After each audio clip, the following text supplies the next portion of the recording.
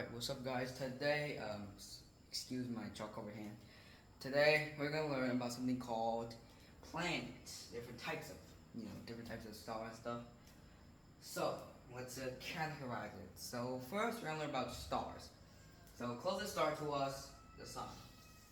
So, the sun, it may look rather small down on Earth, but compared to Earth on a real scale, that's Earth, alright? That little dot is Earth compared to the sun. And to make it even more believable, 99% of our solar system's mass, where do you think it's come from? From the sun. It's that big. So the reason it's that big is because it's a medium-sized star, and that's why it also burns so long. Usually those like small medium-sized stars, they don't burn that much fuel, so it lives for 1 to 10 billion years. Now sure, that's long, but like compared to other stars and stuff, not much. That's actually rather young. So let's explain how it works. Alright, first it starts off as a little nebula, like a bunch of gas and like a tiny core in the middle, and out of that it becomes a small star.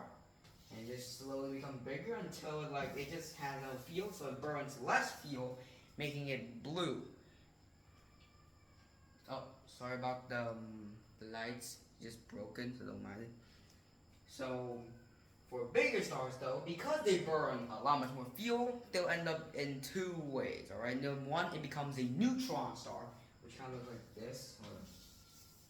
Kind of like a ring of gas, alright? But a lot bigger and has movement and stuff, or this gravity becomes so dense that it implodes into a black hole. And the black hole's gravity sucks in everything, alright? Metal, gas, hydrogen, oxygen, anything that passes by its perimeter gets sucked in. Not even light escapes it. So, now you may be wondering, how do you measure these things? Of course, we can't use kilometers, normal scales we use on Earth, because that would be too overwhelming. So we use light years instead. Light years is measuring how much length the speed of light has gone in 1 year, and that equals 9 trillion. So 1 light year equals 9 trillion miles. That's kind of overwhelming. So you say that to make it more easy to process in your brain. So, and yes, they're rather big, and I think that's about it. You need to learn about the stars and stuff. So they burn up gas, and that's it. And also, our sun has something we call sunspots. It's basically like human pimples, but this part is like the gas is not as hot as anywhere else. The core does nuclear fusion, the corona is seen during solar eclipses, blah blah blah. And move on to planets.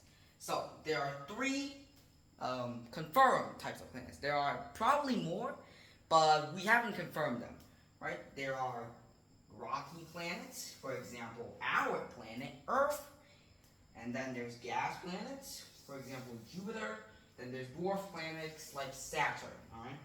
So, in comparison, gas planets are usually the largest, rocky planets come in second place, and dwarf planets come last. So gas planet is because the gravity is not strong enough to pull it into a more dense structure, so it just keeps the gas in the area but doesn't suck it in.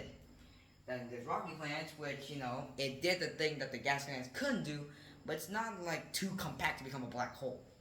Then there's dwarf planets. They are rather round. They have a rather weak gravitational pull. They don't have a moon, and they have yet to complete their revolution around something.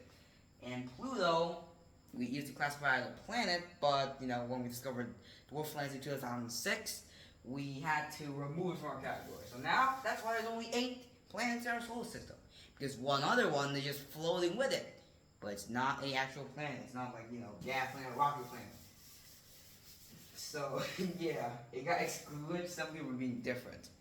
But just know that's not the same thing with humans, so don't mix it up, alright? So, yeah, I think you guys learned enough for today. I'm going to go wash my chalk-covered hand. Goodbye. I hope you do not die. Bye-bye.